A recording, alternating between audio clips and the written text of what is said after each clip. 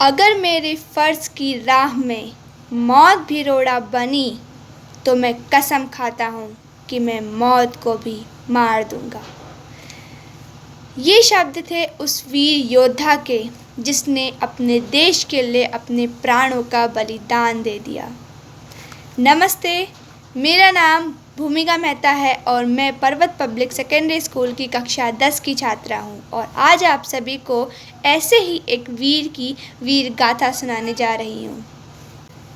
3 जुलाई 1999 यानी आज से 23 साल पहले भारतीय सेना के युवा अधिकारी ने बहादुरी की ऐसी इबादत लिखी थी जिसे याद कर कर आज भी हर भारतीय का सीना फ़क्र से चौड़ा हो जाता है। इस शख्स का नाम है मनोज कुमार पांडे।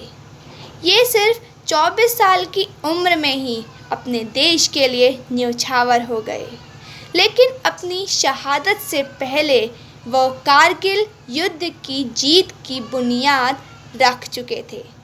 कारगिल युद्ध में असीम वीरता का प्रदर्शन करने के कारण उन्हें भारत का सर्वोच्च पदक परमवीर चक्र मरणोपरांत प्रदान किया गया। ममता की मोह में एक बार उनकी माँ ने उनसे कहा कि यदि लड़ाई हुई तो तुम आगे मत जाना, अपने जवानों को आगे भेजना। तो उन्होंने बड़े ही सुंदर शब्दों में अपनी माँ से पूछा कि मम्मी, यदि आप और हम किसी मुसीबत में फंस जाएं तो आप आगे जाएंगी या हमें आगे भेजेंगी? तो उनकी माँ ने जवाब दिया, नहीं, हम आगे जाएंगे। तो उन्होंने बड़े ही प्यार से अपनी माँ से कहा कि माँ, वो जवान जो मेरे बच्चों की तरह है, तो लड़ाई हुई तो हम आगे जाएंगे, अपने बच्चों को आगे थोड़ी ना भेजेंगे।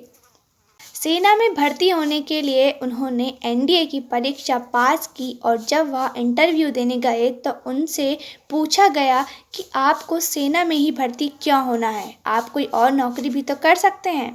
तो उन्होंने बड़े ही साफ शब्दों में कहा कि मुझे परमवीर चक्र चाहिए।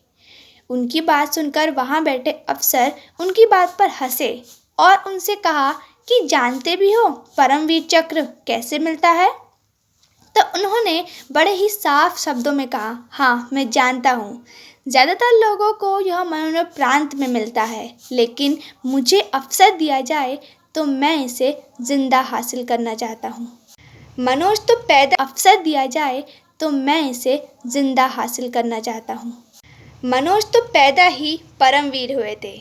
शायद इसीलिए उस बटालियन को चुना जिसे ब्रेवेस्ट ऑफ द ब्रेव यानी बहादुर से भी बहादुर कहा जाता है, गोरखा राइफल्स। 6 जून 1995 को उन्हें 111 गोरखा राइफल्स में कमांडेंट कर लिया गया। कारगिल वॉर का एक दृश्य देखिए, 60-70 मशीन गन एक साथ पाकिस्तानी सैनिक गोलियां बरसा रहे हैं। तोपों से भी गोले दागे जा रहे हैं। रॉकेट लॉन्चर और ग्रेनेड लॉन्चर से भी गोलियां बरस रही हैं। कर्नल राय कैप्टन मनोज कुमार पांडे को ऑर्डर देते हैं, मुझे ऊपर 4 बंकर दिखाई दे रहे हैं, अपनी प्लेटून को लेके जाओ और उन पर ढाबा बोल दो। कर्नल राय कहते हैं कि मनोज कुमार पांडे ने 1 सेकंड के लिए भी कोई झिझक नहीं दिखाई और बड़े ही साहस से अपनी सेना के साथ ऊपर चढ़ गए। मनोज कुमार पांडे ने अपनी राइफल के बीच ब्लॉक को अपने ऊनी मोजे से ढका हुआ था ताकि वह बेतहा ठंड में जाम ना हो जाए। नीचे से कर्नल राय को सिर्फ 4 ही बंकर नजर आए थे, लेकिन ऊपर जाकर मनोज कुमार ने रिपोर्ट किया कि यहाँ तो 6 बंकर है। दूर से जो 2 बंकर थे उसे ख़त्म करने के लिए मनोज कुमार ने हवलदार दीवान को भेजा। दीवान ने भी बड़ी ही बहादुरी से 2 बंकरों को ख़त्म करा, लेकिन उन्हें गोली लग गई और वह वीर गति को प्राप्त हो गए। बाकी बचे 4 बंकरों को ख़त्म करने के लिए मनोज कुमार और उनकी सेना रेंगते रेंगते उसके करीब पहुंच गई। एक एक करके मनोज कुमार ने तीनों बंकर को ध्वस्त कर दिया, लेकिन जब वह चौथे बंकर को ध्वस्त करने की कोशिश कर रहे थे तभी उनके बाएं हिस्से में गोली लगी और वह लहूलुहान हो गए। लड़कों ने कहा कि सर, अब एक ही बंकर बाकी रह गया है, आप यहाँ बैठकर देखिए, हम इसे खत्म करके आते हैं। लेकिन बैठकर देखने वाला पार्ट तो मनोज कुमार ने पढ़ा ही नहीं था। कहने लगे कि देखो, कमांडिंग ऑफिसर ने यह काम मुझे सौंपा है, तो मेरा यह फ़र्ज़ बनता है कि मैं इस अटैक को लीड करूं और कमांडिंग ऑफिसर को अपना विक्ट्री साइन भेजूं। इसीलिए अपने बहते हुए खून को अनदेखा कर वह आगे बढ़ गए और चौथे बंकर की ओर पहुंच गए। खड़े होकर जैसे ही उन्होंने चौथे बंकर में गैमेट फेंकने की कोशिश की कि तभी पाकिस्तानी सैनिकों ने उन्हें देख लिया और स्विंग गन को उनकी ओर करके उन पर गोलियां बरसा दी और वह मशीन से निकली हुई गोलियां उनके हेलमेट से पार करती हुई उनके माथे को चीरती हुई चली गई।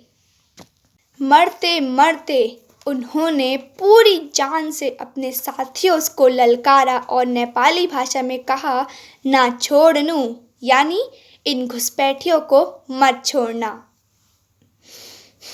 सांस थमती गई, नफ्स जमते गए, फिर भी चलते कदम को ना रुकने दिया। कट गए सर हमारे तो कुछ गम नहीं, सर हिमालय का हमने ना झुकने दिया। चलते चलते राह पर पद साथियों। सिर्फ 24 साल और 7 दिन की उम्र के मनोज कुमार पांडे ने वो कर दिखाया जिसके किस्से हजारों हजार बरस दोहराए जाएंगे। धन्यवाद। जय हिंद, जय भारत।